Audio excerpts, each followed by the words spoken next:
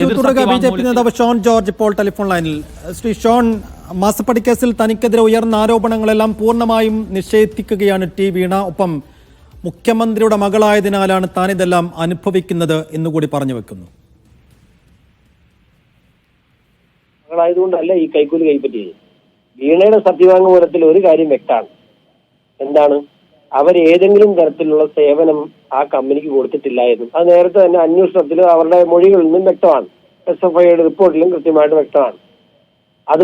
അതുപോലെ തന്നെ രണ്ട് കമ്പനികൾ തമ്മിലുള്ള ഇടപാടല്ല ഇത്. രണ്ട് കമ്പനികൾക്കപ്പുറത്ത് അതിനകത്ത് ഒരു കമ്പനി പബ്ലിക് ലിമിറ്റഡ് കമ്പനിയാണ്.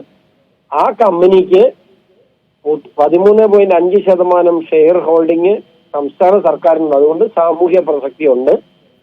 3, ആ കമ്പനി 182 കോടി രൂപ നഷ്ടം അല്ലെങ്കിൽ ക്രമക്കേട് നടത്തിയിട്ടുണ്ടെങ്കിൽ അതിൽ നിന്ന് നഷ്ടം വന്നിട്ടുള്ള 25 കോടി രൂപ സംസ്ഥാന സർക്കാരിനാണ്.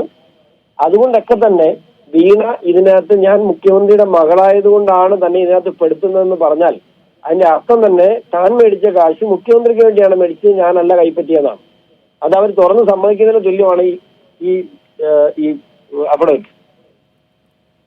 ഈ പൊതു താൽപര്യ ഹർജി പൊതുജന ശ്രദ്ധ പിടിച്ചുപറ്റാൻ വേണ്ടി മാത്രം നൽകിയതാണെന്ന ആരോപണം കൂടിയുണ്ട്.